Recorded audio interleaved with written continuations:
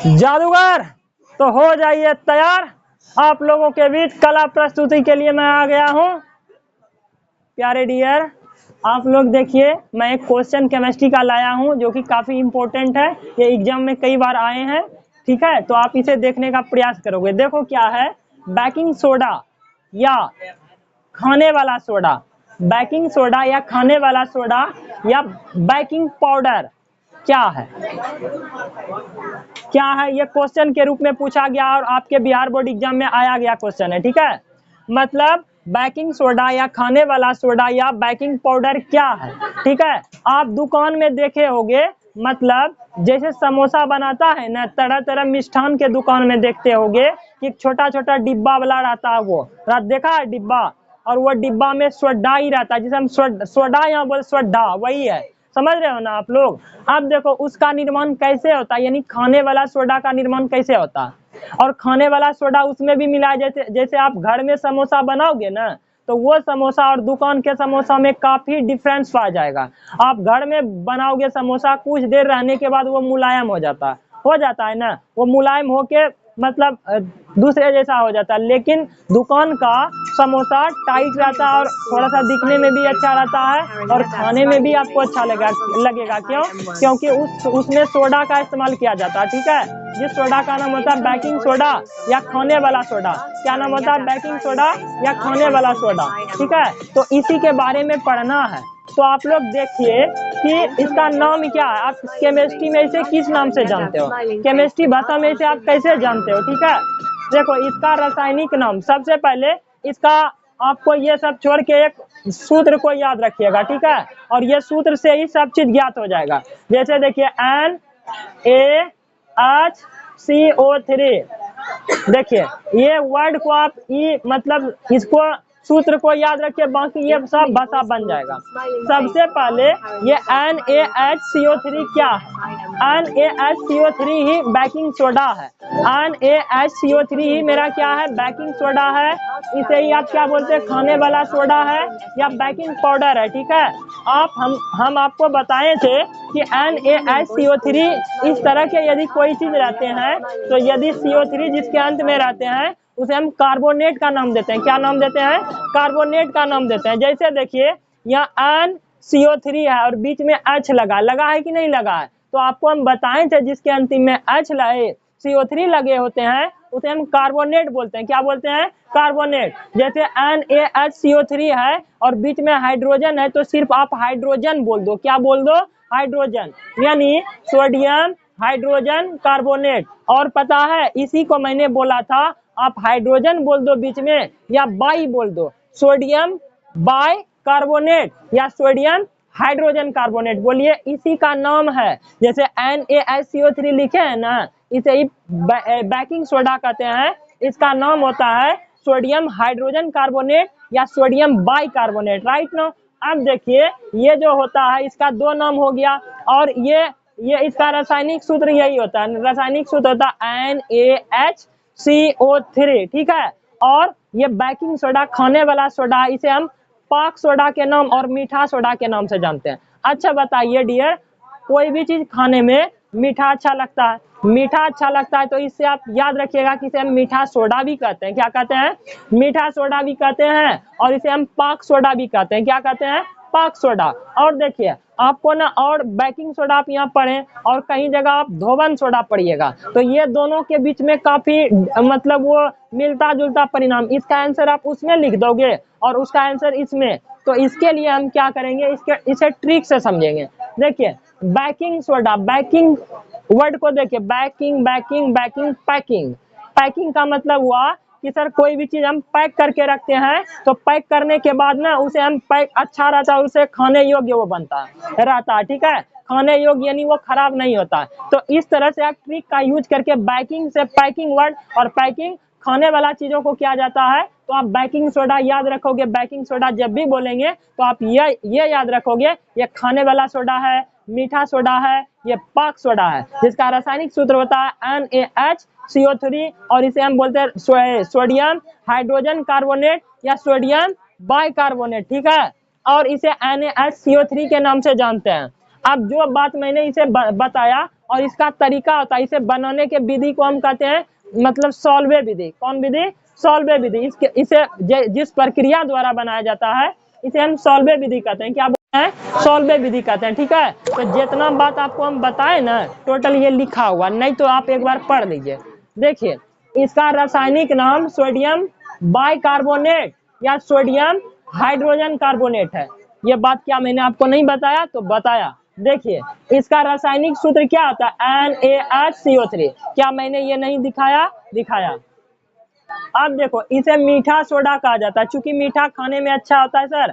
इस तरह से लॉजिक लगा के आप याद रखोगे। ठीक है, मीठा सोडा कहा जाता है। इसे क्या कहा जाता है? मीठा सोडा कहा जाता है। ठीक है, और इसे पाक सोडा भी कहा जाता है। पाक सोडा, मीठा सोडा सब कहा जाता है। ठीक है, ठीक। उसके बाद इसे कौन सा विधि से बनाया जाता है बोलो तो? सॉल्वे विधि से बनाया जाता है। किस विधि से बनाया जाता है भवानी? सॉल्वे विधि से बनाया जाता है। ठीक है, अब देखो, इसे आप सॉल्वे विधि से बनाओगे और बनाने के कुछ प्रोसेस होंगे। बनाने के क्या होंगे? प्रोसेस होंगे, नियम होंगे, विधि होंगे, तरीका होंगे, तौर तरीका। ठीक, अब देखते हैं वो विधि क्या है। बनाने की विधि आप लोग पीछे भाइयों एवं प्यारे साथियों, आप लोग शांति से क्लास को देखिए। ठीक है, आपको हर एक चीजें समझ में आएगी। कृपया आप लोग मेरे बातों का अमल करेंगे। ठीक है, देखिए बनाने की विधि, इसका क्या प्रोसेस होता है? सोडियम बाइकार्बोनेट या बेकिंग सोडा बनाने के क्या विधि होते हैं सर? अमोनिया गैस से संतृप्त सोडियम क्लोराइड के जल विलयन में कार्बन डाइऑक्साइड गैस प्रवाहित करते हैं तो खाने वाला सोडा बनता है। नहीं समझे क्या बोल रहे हो आप? अब देखो क्या समझना आपको। अमोनिया गैस से संतृप्त सोडियम क्लोराइड के विलयन पर, मतलब देखिए, एगो बीकर ले लीजिए। क्या आपको इधर दिखाई दे रहा है क्या? यहाँ देखिए, मान लीजिए ये बीकर है। ठीक है, इस बीकर में एक लिक्विड लेना है। क्या लेना है? लिक्विड लेना है। लिक्विड क्या है सर? किसका लिक्विड होगा? ध्यान से समझिएगा। ये लिक्विड है, इसमें बताते हैं किसका लिक्विड है।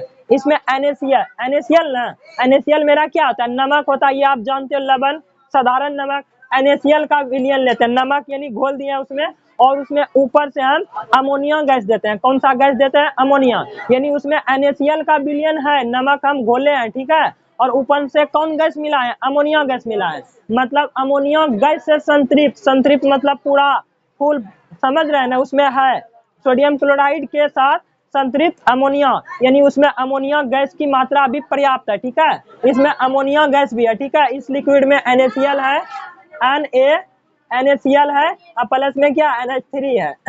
NH3 मतलब क्या होता है? अमोनिया गैस होता है। ये दोनों गैस मौजूद है। ठीक है, गैस नहीं बोलते, दोनों गैस के साथ NaCl का विलयन है। ठीक है, अब क्या कीजिएगा आप? अब देखिए क्या कीजिएगा। ठीक है, देखिए, अमोनिया गैस से संतृप्त सोडियम क्लोराइड के जल विलयन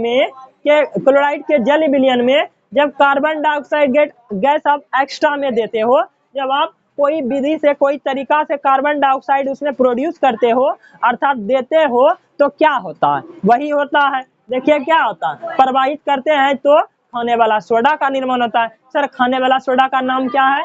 ये है देखिए, NaHCO3। इसे हम बोलते हैं सोडियम हाइड्रोजन कार्बोनेट या सोडियम बाइकार्बोनेट। इसी का निर्माण होता है। कैसे सर? कोई एगो लिक्विड लेंगे जिसमें ना नमक का विलयन होगा, उसमें हम अमोनिया गैस पहले से दे देंगे, संतृप्त रहेगा अमोनिया गैस। उसके बाद उसमें कार्बन डाइऑक्साइड गैस भी देंगे, तो कार्बन डाइऑक्साइड गैस देने के बावजूद क्या होगा?